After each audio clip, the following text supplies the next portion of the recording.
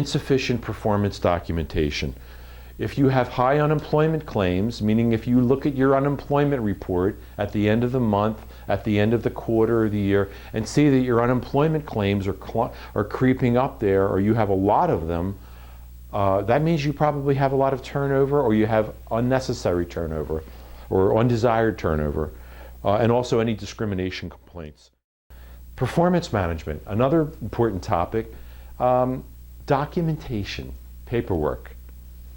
How much fun is that, right? Don't you love doing paperwork?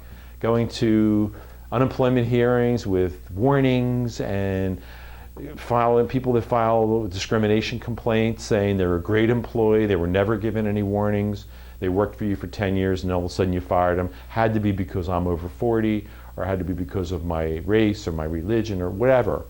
And there's no paperwork in the file. It's so frustrating for me when a client will call me and I'll say, well, how kind of an employee were they?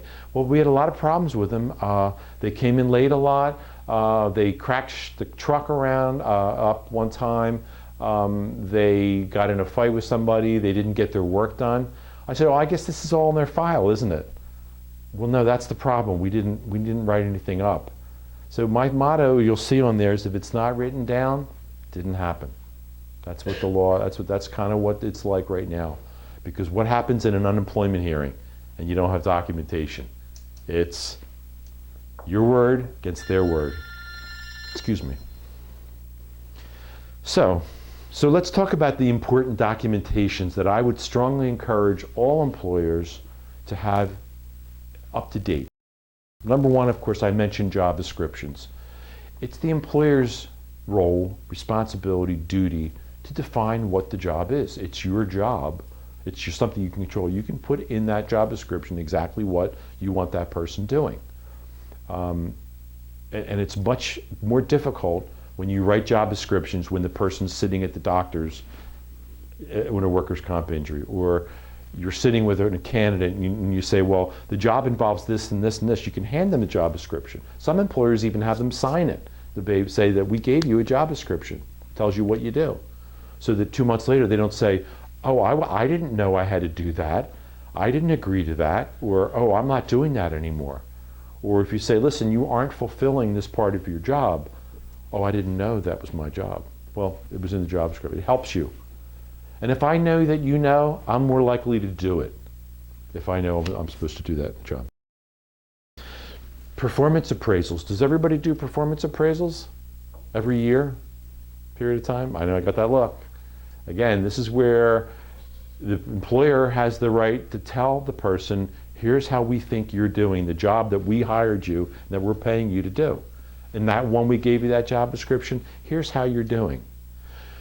Human nature, all of us want to know from our boss, whoever that would be, how we're doing. It's just a natural thing. So don't feel that appraisals, performance reviews are a bad thing, because we all need to kind of get some feedback on the work we're doing, the work that we do every day. People come to work 8 hours a day, 5 days a week, 50 weeks a year or so. That's a lot of time that people spend doing that thing. So they really do need feedback. So one way to do it is have a good performance appraisal or review system on a frequent basis. We have a question in the back. I had an attorney brief us on a seminar similar to this that basically said that from his point of view, the performance report should only be negative things, because when in a court of law do you ever need to prove how great an employee was? So he argues that the HR folks such as yourself, will have an exact opposite opinion of what he has to say, because he says you're only ever going to need to document how bad they were. What are your thoughts on that? Well, I think it's a very negative atmosphere that you're creating in the workplace, and it's not written anywhere that says that these are just to be used for bad things. Because think about the impact that's going to have on your employee when they say, okay, it's time for me to sit down with you and give you your performance appraisal, when I very well know that everything I'm going to get is bad. And that just says that I'm only going to recommend or highlight what you do wrong. So a performance appraisal, I don't happen to agree with that approach. Do I say it should be soft pedaled, it shouldn't include the things that need to be improved on? The purpose of an appraisal is to say, that's what you did in the past, but today is today. So we have retrospective view, is let's look at last year.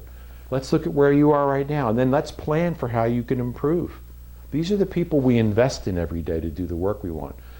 Every other investment that you have, do you just do the bad things to it? No. You have a truck, you change the oil.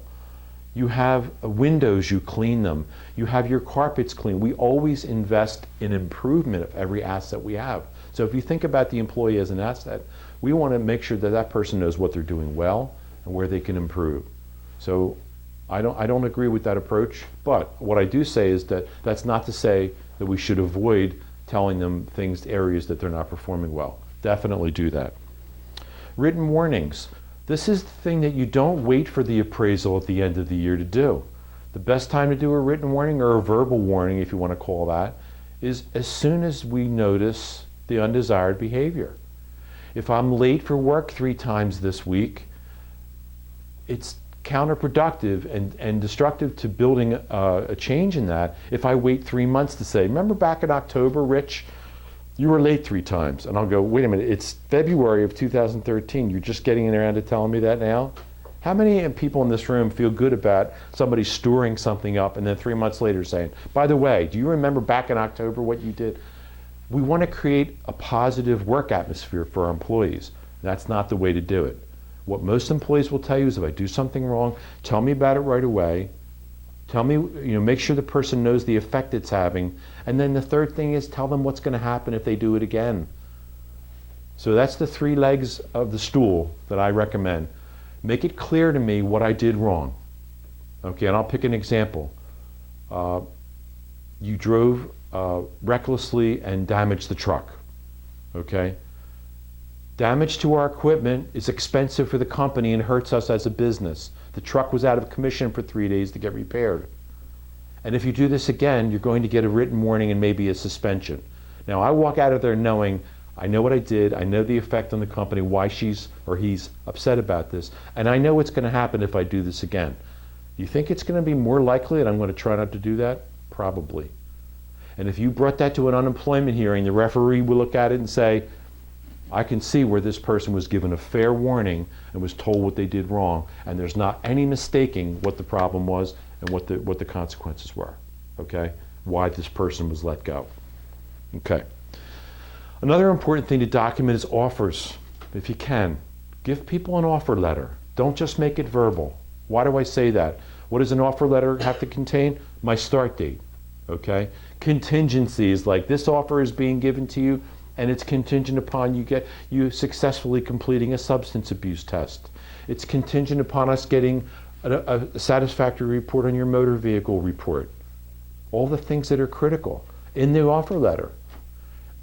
Your benefits will start in 90 days.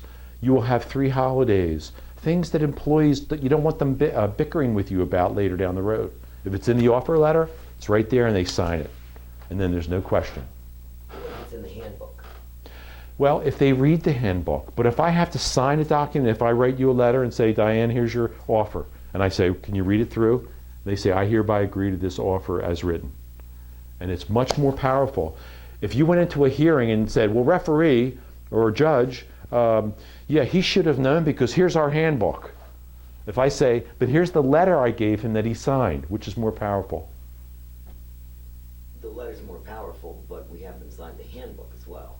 Do that as well. I'm for that, and I don't dispute that. But the handbook is the general rules of the workplace. An offer letter is my offer to you, and it's got all the contingencies in there that I agree to.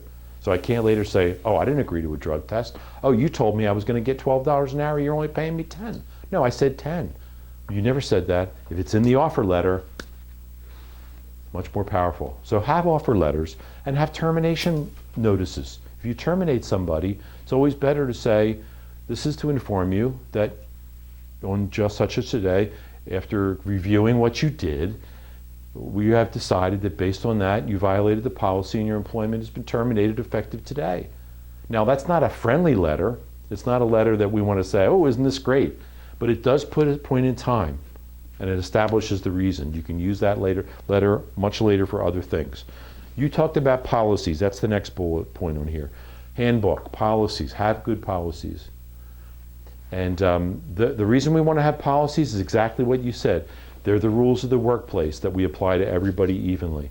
If you get sued, if you get an unemployment letter or case, they may say, send us the policy. They'll want to see it. If you say, well, we don't have a policy, right away you're in a weak position. Unemployment and EEOC hearings. Anybody go to one of these recently? Anybody have an unemployment hearing? Aren't you?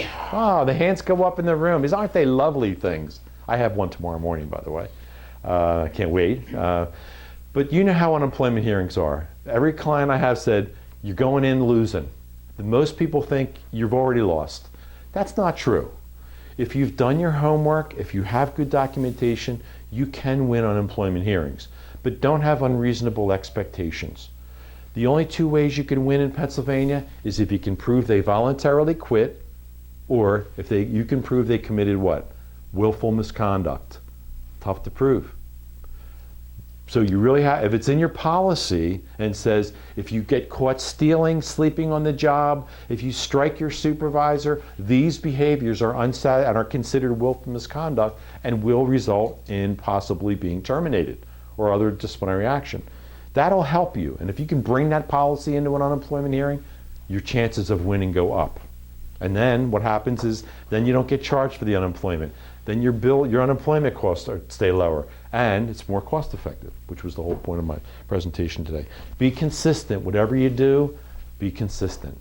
Try not to bend the rules for somebody because we like them. I know we have some employees that we like better than others. It's human nature. I understand that. But try to avoid being inconsistent. It will get you every time. And remember my rule. If it's not written down, what? Didn't happen. Thank you. Great class. Excellent. I want to thank you. I'm Rich Holland from Tompkins Insurance. I'm an HR consultant, and I lead the HR consulting practice for our clients.